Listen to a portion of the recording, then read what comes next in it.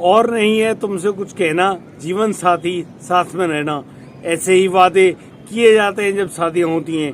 दोस्तों, एक पत्नी अपने पति से सिर्फ यही उम्मीद करती है कि वह उसके साथ हमेशा रहे।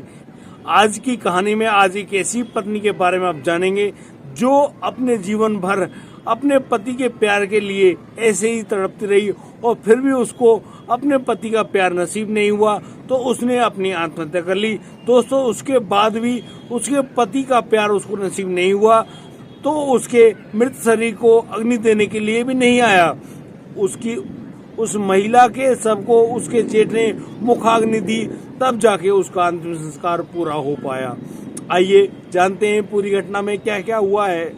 नमस्कार, आदाब, सत श्री अकाल दोस्तों, मैं भी प्रकाश स्वागत करता हूँ आपका हमारे यूट्यूब चैनल किस्से क्राइम कोड। दोस्तों, पूरी घटना की जानकारी के लिए बने रहिए हमारे साथ वीडियो में अंत तक। और दोस्तों, हमें सब्सक्राइब करें, नोटिफिकेशन बेल को दबाना बिल्कुल ना भूलें।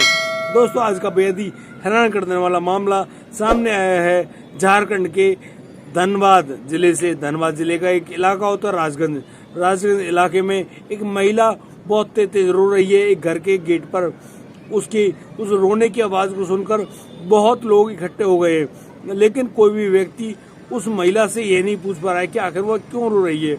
लोग अब देखते हैं कि जिस चौखट पे महिला रो रही है उसका जो दरवाजा है उस पे लॉक लगा हुआ है और घर के अंदर कोई भी मौजूद नहीं है। अभी एक व्यक्ति आता है और वह व्यक्ति पूछ रहा होता है कि माँ जी, आप यहाँ पर क्यों रो रही हैं। दोस्तों, उस लड़के का नाम राजेश अग्रवाल होता है और राजेश अब अपने छोटे भाई की सास शोभा से पूछ रहे होते हैं कि आप यहाँ पर इस बुरी स्थिति में क्यों रो रही हो। तो यहाँ पर जो महिला होती है जिसका नाम शोभा है, वह बताती है कि मेरी बेटी डिंकी ने अपनी जीवन लीला समाप्त कर ली है। तुम्हारा भाई मनीष अग्रवाल उसके जीवन में जहाँ खुशियाँ लेकर आने वाला था, उसने उसको इतना सताया कि अब उस लड़की डिंकी ने अपनी जीवन लीला को ही समाप्त कर लिया है। वह मर गई है और उसका मृत शरीर अब हॉस्पिटल में पड़ा हुआ है। अगर आपको यकीन नहीं आता तो आप आइए और देखिए। राजेश अब शोभा को अपने साथ में लेते हुए पहुंच जाता है अपने छोटे भाई मनीष की ससुराल, और वहां पर जो सरकारी अस्पताल होता है वहां पर जाकर देखा जाता है तो वहां पर डिंकी अग्रवाल का शव रखा हुआ है। और यहाँ पर डॉक्टर से पूछताछ करने पर राजेश को पता चलता है कि डिंकी अग्रवाल की जो मृत्यु हुई है वह जहर खाने के बाद हुई है। दोस्तों, यहाँ पर शोभा और शोभा के पति का रो रो कर बहुत बुरा हाल है। उन्होंने कभी भी नहीं सोचा कि जिस बेटी को उन्होंने डोली में विदा किया, आज उसी बेटी की अर्थी निकलेगी।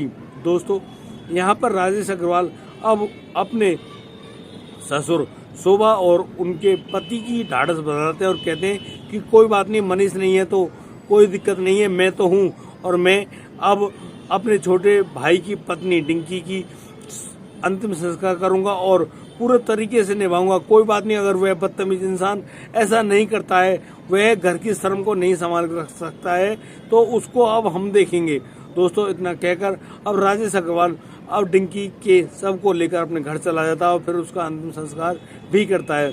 यहाँ पर शोभा और शोभा के पति का रो रो का बुरा हाल है। शोभा रोते रोते बताती है कि आज उसकी बेटी डिंकी की सालगिरह थी। हमारी बेटी डिंकी की जो शादी हुई थी वह 26 नवंबर 2020 को मनीष अग्रवाल के साथ हुई थी, लेकिन तब से ही यह लड़की बहुत ज्यादा परेशान है।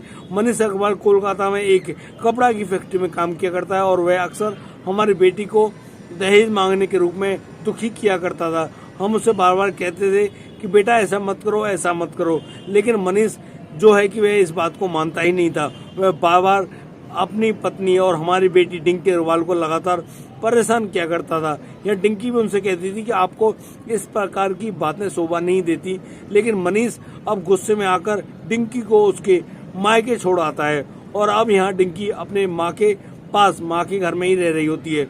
अब जैसे कि मनीष की बात हुआ करती थी डिंकी से फोन पर, तो मनीष ने वादा किया था कि वह इस सालगिरह पे आएगा डिंकी से मिलने के लिए और डिंकी को अपने साथ अपने घर ले जाएगा। लेकिन इस सालगिरह पे जब मनीष नहीं लौटा, डिंकी ने फोन करके पूछना चाहा तो यहाँ मनीष ने साफ मना कर दिया कि वह कभी भी लौट कर नहीं आएगा। दोस्तों, यह बात अब डिंकी से बिल्कुल भी सहन नहीं हुई और डिंकी अब एक जहरीला पदार्थ खा लेती है और उसी जहरीले पदार्थ के कारण अब डिंकी को बहुत ज्यादा उल्टियां हो रही होती हैं। यहाँ डिंकी की माँ शोभा को जब यह पता पड़ता है कि उसकी बेटी बहुत ज्यादा उल्टियां कर रही तो उसके तब जाके उसकी माँ शोभा डिंकी को हॉस्पिटल ले जाने की तैयारी करती है और हॉस्पिटल जाने के बाद डॉक्टरों के अथक प्रयास करने के बावजूद भी डिंकी की जान नहीं बचा पाए और डिंकी यहाँ पर अपने प्राण त्याग देती है। यानी कि एक पत्नी को उसके पति का प्यार बिल्कुल नहीं मिल पाया और उस दिन जिस दिन उसकी सालगिरह थी उसी दिन उस लड़की ने, उस महिला ने अपने प्राण त्याग दिया अपने पति के आने के इंतजार में। लेकिन उसका पति निर्मोही बन के बिल्कुल भी नहीं लौट के आया और ना ही उसने हालचाल पूछने की गुजारिश करी और वह बिल्कुल भी नहीं फटकाया उसके घर। इस बात पर दुखी होकर डिंकी अग्रवाल ने जहर खाकर अपनी जीवन लीला समाप्त कर ली। दोस्तों, यह बेहद ही कायरतापूर्ण कार्य है।